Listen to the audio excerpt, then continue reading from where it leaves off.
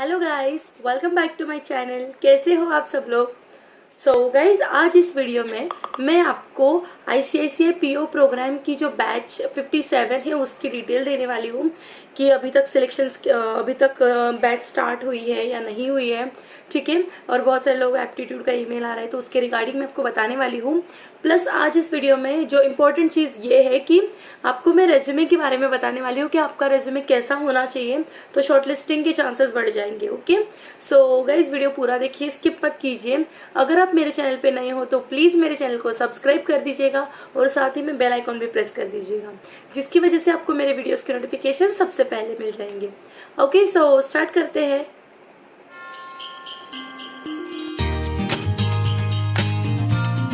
So guys, जैसे कि मैं सबसे पहले आपको आईसीआईसीआई पीओ प्रोग्राम के बारे में बता देती हूँ। कल मुझे एक जन ने मेल किया था 8 फरवरी को। ओके, मतलब कल मुझे एक जन ने मेल किया था, उनको उनका एप्टीट्यूड क्लियर हो चुका है और उनका जीडीपीआई को उनको आया है। ठीक है, नेक्स्ट राउंड के लिए उनको ईमेल आया था। सो गाइज, वो भी बैच 57 के लिए था, तो बैच 57 के ईमेल अभी तक आ रहे हैं लोगों को। ठीक है, सो गाइज अगर आपको ईमेल नहीं आया है या अभी तक आपका कोई सिलेक्शन नहीं हुआ है तो होप मत छोड़िए, आपको भी आ सकता है, कभी भी आ सकता है। ओके, तो यही एक चीज़ थी बैच 57 के बारे में, ICICI PO programme batch number 57 के बारे में बताने की। ओके, तो अभी स्टार्ट करते हैं अपना इम्पोर्टेंट टॉपिक जो है रेज्यूमे। ओके, तो सबसे पहले रेज्यूमे क्या होता है, रेज्यूमे क्यों बनाते हैं, सबको पता है, बट फिर भी मैं एक बार मेरी ओर से बता देती हूँ। अगर आपको कोई भी जॉब अपॉर्चुनिटी चाहिए है, अगर आपको कोई भी जॉब के लिए अप्लाई करना है तो आपको सबसे पहले उनको रेज्यूमे भेजना पड़ता है। रेज्यूमे मतलब ये कि आपसे वो पहले पर्सनली, मतलब सीधा आपसे पर्सनली मिलेंगे और फिर आपको जज करेंगे, शॉर्टलिस्ट करेंगे, आपका इंटरव्यू लेंगे। उससे अच्छा कि वो रेज्यूमे से चेक कर लेते हैं कि उनके प्रोफाइल से आप मैच करते हो या नहीं। मतलब अगर उनको ग्रेजुएट चाहिए और अगर आप ग्रेजुएट हो ही नहीं तो उनका उतना टाइम हो जाएगा, उनका टाइम वेस्ट हो जाएगा, या फिर उनको जो क्वालिटीज़ नीडेड है और अगर वो आप में नहीं है तो भी उनका टाइम वेस्ट हो जाता है। तो इसीलिए वो रेज्यूमे देख के आपको शॉर्टलिस्ट करते हैं। ठीक है, तो सबसे पहले जो आपका फर्स्ट इंप्रेशन हम लोग जिसे बोलते हैं वो रेज्यूमे ही होता है। ठीक है, तो आपका रेज्यूमे ऐसा होना चाहिए कि वो जो बंदा है उसके, मतलब उसकी जो नीड है, उसकी वो जो सर्च कर रहा है, जो भी जॉब के लिए वो जो सर्च कर रहा है उसकी रिक्वायरमेंट फुलफिल होनी चाहिए, ऐसा आपका रेज्यूमे होना चाहिए। ठीक है, तो हर पोजीशन के लिए, हर जॉब के लिए रेज्यूमे अलग रहेगा। आप एक ही रेज्यूमे हर जगह पे नहीं यूज कर सकते हो।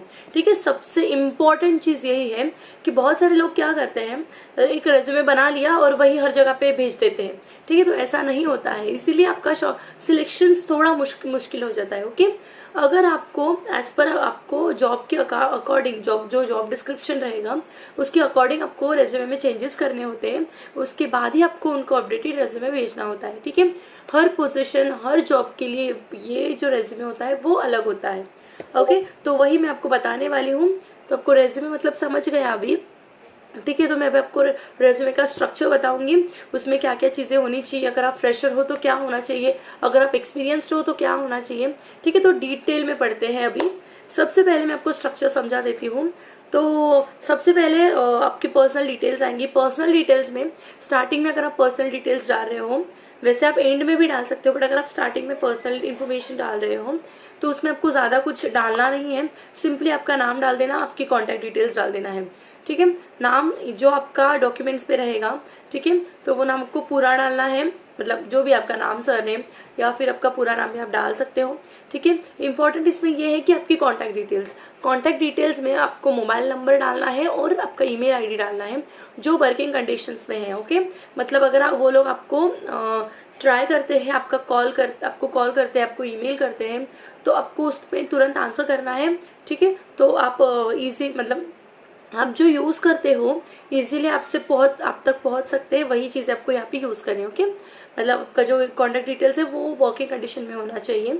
हाँ, अभी इसमें बहुत सारे लोगों की जो ईमेल आईडी होती है वो थोड़ी ऐसे अजीब होती है, अजीब in the sense super boys, mama's boy, daddies girl, daddies परी, ऐसे कुछ भी नहीं डालना है। एक प्रोफेशनल ईमेल आईडी होना चाहिए। ओके, उसमें कोई भी नहीं, मतलब अगर आपका नाम, सरनेम एंड कोई डिजिट्स है वो, तो एंड @gmail.com, @yahoo.com, जो भी है वो चलेगा, बट ऐसे कुछ भी अतरंगी मत डाल के रखना, एक प्रोफेशनल ईमेल आईडी होना चाहिए। ओके, ये चीज़ इसमें इंपॉर्टेंट थी। ये हो गई आपकी पर्सनल डिटेल्स। आपका जो एड्रेस वगैरह है आप वो लास्ट में भी डाल सकते हो, ऐसा कुछ नहीं। अभी स्टार्टिंग में आपको ये चीज़ें इंपॉर्टेंट नहीं है, जो इंपॉर्टेंट है आपको सबको पहले पहले कर लेना है। ओके, सबसे इंपॉर्टेंट थी आपका नाम और कॉन्टैक्ट डिटेल्स, तो वो आपने डाल दी। नेक्स्ट आएगा, ठीक है, अभी करियर ऑब्जेक्टिव, ये जो है वो एक सिंगल वन लाइनर रहेगा। ठीक है, मतलब आप अगले 5-6 साल में कहाँ पे देखते हो, आपको क्या लगता है कि आप क्या क्या चीज़ें रीच कर पाओगे। ठीक है, आपका करियर ऑब्जेक्टिव क्या है, सिंपली वन लाइनर आपको लिखना है। ओके, देन उसके बाद में आएगी academic information, academic qualification, educational qualification, जो भी आप उसको बोल सकते हो। ठीक है, तो उसमें आपको सारी डिटेल्स डालनी है। 10th 12th, ग्रेजुएट हो तो ग्रेजुएशन का, पोस्ट ग्रेजुएट हो तो पोस्ट ग्रेजुएशन का। ठीक है, आपने कौन सी यूनिवर्सिटी से किया है, कौन से ईयर में आप पास आउट हो, कितने परसेंटेज थे। ठीक है, ये सारी चीज़ें आपको डालनी है, कौन सा ईयर है। ओके, ये सब चीज़ें डालनी है। अगर आपको वर्क एक्सपीरियंस है, आप अगर एक्सपीरियंसड हो, फ्रेशर नहीं हो, ठीक है, अगर आप एक्सपीरियंसड हो तो वर्क एक्सपीरियंस डाल सकते हो। उसमें आपने अभी तक जो जो ऑर्गेनाइजेशन में काम किया है, ठीक है, आपने एक जगह पे काम किया है तो उसका कंपनी का नाम, देन आपका रोल क्या था वहाँ पे, ऐसे प्रॉपरली आपको बताना है। रोल के आगे आपका जो रोल रहेगा, जॉब रोल रहेगा, वो डालना है। देन आपको वहाँ पे क्या क्या काम था, क्या क्या करते थे आप, वो सब चीज़ें आपको डिटेल में डालनी है। ओके, अगर आप एक्सपीरियंस हो तो आपकी ये चीज़ें ज़्यादा चेक होगी। ओके, तो ये चीज़ें आपको डालनी है। देन अगर आपको एक से ज़्यादा ऑर्गेनाइजेशन में काम किया है आपने, तो आपको सारे ऑर्गेनाइजेशंस की डिटेल्स डालनी है। आपने कौन से ऑर्गेनाइजेशन में कब तक काम किया, ठीक है, देन नेक्स्ट ऑर्गेनाइजेशन में कब ज्वाइन हुए, मतलब आपको हर एक ईयर वाइज डालना है। ओके, ये हो गया। अगर आप फ्रेशर हो ना, सॉरी, स्किल सेट में, अगर स्किल सेट में क्या करना है आप, मतलब अभी यहाँ पे इम्पॉर्टेंट चीज़ ये होती है स्किल सेट की, कि आपको सबसे पहले तो जॉब डिस्क्रिप्शन पढ़ लेना है। अगर आपको पीओ के लिए अप्लाई करना है, ठीक है, तो पीओ का जो भी जॉब डिस्क्रिप्शन रहेगा वो आपको पढ़ लेना है। तो आपको उसके अकॉर्डिंग आपके जो स्किल सेट है वो सेट करने हैं। आपकी जो स्किल्स है वो आपको डालनी ही है। मतलब आपने अगर टैली टाइपिंग, एमएससी आईटी, जो भी आपके स्किल्स है वो आपने अगर कंप्लीट किए हैं, जो भी सर्टिफिकेशन है वो आपके पास है, तो वो चीज़ आपको डालनी है। एक्स्ट्रा आपको क्या डालना है स्किल्स में, अगर आप ऐसे कोई कंपनी में अप्लाई करने वाले हो जहाँ पे आपको टीम हैंडलिंग का काम, जो प्रोफाइल है वो टीम हैंडलिंग का है, तो आपको उससे रिलेटेड स्किल्स डालने पड़ेंगे। ठीक है, आप समझ रहे हो बात को, ये चीज़ें इंपॉर्टेंट होती है। इसलिए मैं बोलती हूँ कि हर जगह पे आपका रेज्यूमे चेंज होगा, तो ये चीज़ें वहाँ पे चेंज होगी। ओके, तो आपको अकॉर्डिंग टू जॉब डिस्क्रिप्शन उनकी क्या रिक्वायरमेंट है उसके हिसाब से आपके स्किल्स चेंज करने पड़ेंगे। ओके, अगर आप फ्रेशर हो, आपको एक्सपीरियंस नहीं है, तो आपको फ्रेशर्स वालों को, अगर आपने कोई प्रोजेक्ट्स में काम किया है वो डालना पड़ेगा। ठीक है, अगर आपको कोई अवार्ड्स मिले हैं वो डालना पड़ेगा, अचीवमेंट्स मिली है वो डालना पड़ेगा। ठीक है, और आपके पास में अगर ऐसी कोई अचीवमेंट्स हैं तो जो जॉब डिस्क्रिप्शन से रिलेटेड हो, तो वो बहुत बढ़िया हो जाएगा, आपके शॉर्टलिस्टिंग के चांसेस बढ़ जाते हैं। ओके, मतलब आपका कम से कम रेज्यूमे शॉर्टलिस्ट होता है, एंड देन आगे आप पर होता है, मतलब आपका अगर एप्टीट्यूड हो रहा है, जीडीपीआई होता है, ठीक है, तो उसमें फिर आपको जज किया जाएगा। बट रेज्यूमे में शॉर्टलिस्ट होने के लिए ये चीज़ें इंपॉर्टेंट है।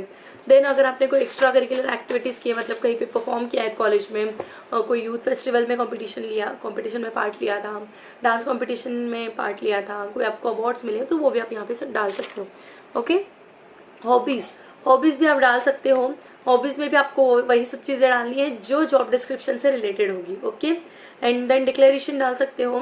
एंड लास्ट में इंपॉर्टेंट चीज़ ये होती है कि डेट और प्लेस, ये आपको डालना पड़ेगा, और सिग्नेचर। तो आप कहीं पे भी रेज्यूमे भेजोगे तो आपको डेट डालनी है, जिस दिन आप रेज्यूमे सेंड कर रहे हो वो डेट, जहाँ से आप कर रहे हो वो, और आपकी साइन होना ज़रूरी है। अगर आप ऑफलाइन मोड में रेज्यूमे भेज रहे हो, मतलब रेज्यूमे अगर आप किसी को दे रहे हो तो आपको ऐसे ऐसे डालना है।